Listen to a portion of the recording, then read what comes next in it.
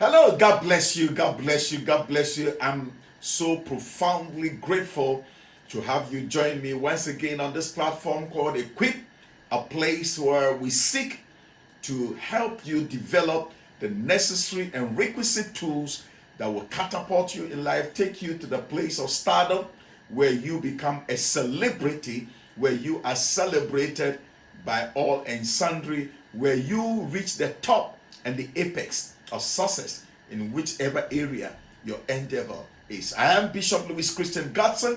It's always a joy and privilege to come your way with this program. In the previous episode, we looked at the necessity to look at your weakness, consider your weakness, know where you are very weak at, where you are not so strong in your business life, in your corporate life, in your professional life, even in your personal life, in the home, in the family, in the community, so that you can correct those errors that constantly become your weaknesses that your enemies will use against you and your competitors are going to use to win over you. And I believe you've been blessed so far. In today's episode, we are looking at the fact that you have to be very mindful for what you stand for. Be mindful of what you stand for. As a matter of fact, I've said it several times that if you don't stand for something, you will easily fall for anything that comes your way. Need I repeat this? I will. If you do not conscientiously, deliberately, mindfully stand for something, if you don't become a choosy person, this is where it is permitted and allowed that people can become choosy in life. So if you don't stand for something, then you are going to fall for anything that either comes your way or people are going to dish out to you. It goes to a very large extent to apply to your corporate organizational setting, to your business environment, to whatever you do in your professional life as a leader and as an entrepreneur. An organization builds brands because of something that they are very good at, something that they stand for. Individuals become brand names, not easily despised.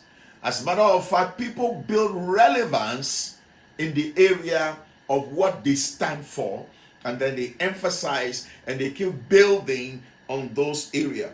So you have to be mindful in life for what you stand for, because it depicts your personal organizational brand and shows what you are truly made of.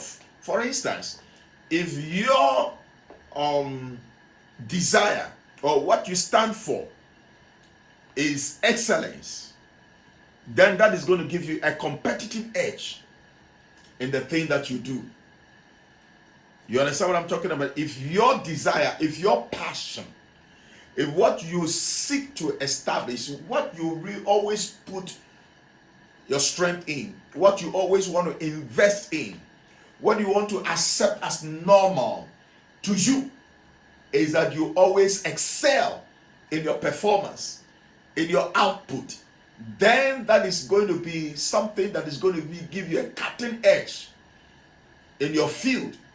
It may be in the area of politics, it may be in the area of business, or maybe in the area of ministry as a pastor, as a church leader. What do you stand for? Do you stand for pettiness, whereas others are craving for excellence? Do you stand for integrity, where others are craving and allowing dishonesty in their endeavors, in their dealings, in their day-to-day life? Do you stand for fidelity? Fidelity means you are honest, sincere, you are a person of integrity, and that you build your best values in your strength. Infidelity is the opposite. In the marriage, when we say somebody is an infidel, when somebody has acted in a way that is considered infidel, it means the person has reduced his or her value in the marriage, in the vows. So they are reduced to the level of nothing. Their values have dropped. And the same applies to companies. The same applies to businesses. So it's either you are at the top or you are at the ladder, at the bottom of the ladder. It's either you are winning in the competition or you are losing in the competition.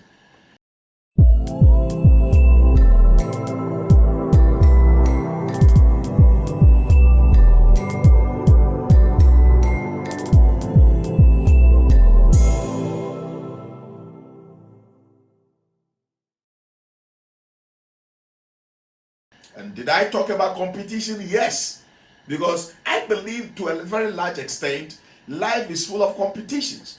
Life is full of competitors. You are going to face competitors in almost everything, in every area of your life.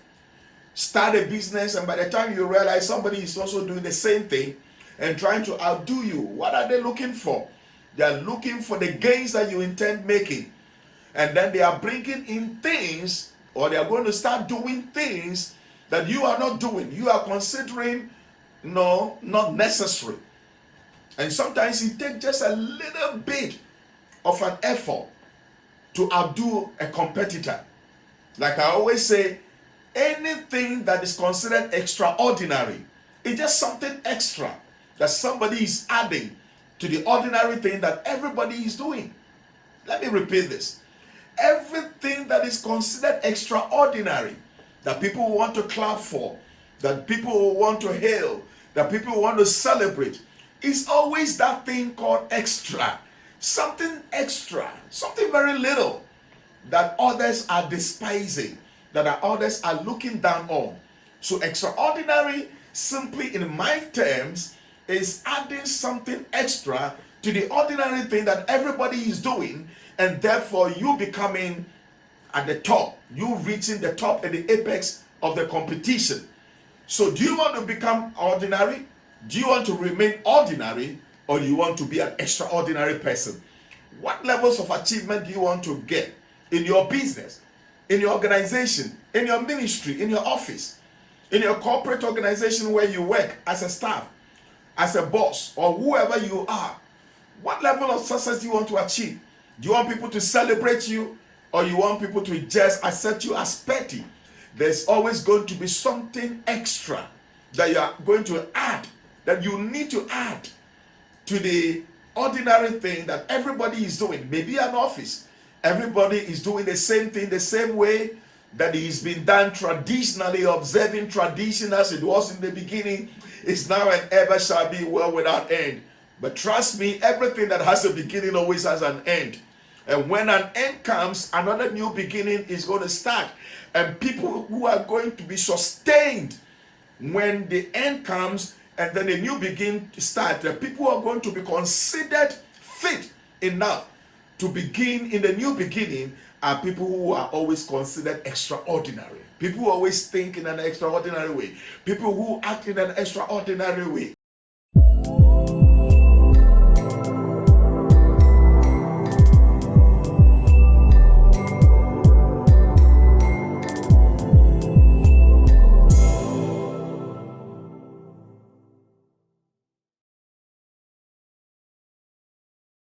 Even in a home, and speaking to a wife, and speaking to somebody in a home whose husband is not eating and staying at home. And he was always complaining, my husband doesn't stay at home, my husband is always out there chasing women in short skirt, even a goat in skirt, my husband will be chasing. Find out what is that thing that your husband is not getting at home. That's something extra. It may be the way you present his meal, the way you cook his meal, his dishes, maybe the way you lay the bed, maybe the way you clean the environment, the way you manage the home, may even be the way you handle the children, maybe the way you handle visitors when they come, the environment that you set. Maybe somebody is doing something extra that is attractive to him out there other than being at home. And I don't say that that is a right thing to do. No, it's not a right thing to do. But whatever you do, consider yourself standing for something. If you stand for integrity, stand for integrity. If you stand for excellence, stand for excellence. That is what is going to be considered as your personal brand. Louis Christian Godson is a brand name. Just Google Louis Christian, Louis Christian Godson. It's a brand name that is accepted almost everywhere. Well, let me say not almost everywhere. I usually tell people that you can even take my name anywhere and eat free. You see, because I have built a certain value in addition to this name, I've attached some qualities that I've conscientiously over the years built by going through what I need to go, by going through the meal, by going through the exercises, by going through the pains and the toil, and developing excellence and integrity. And so my brand name has now become a top brand name. Some of the things I do, the names that I use are not even considered other than the name Louis Christian Godson.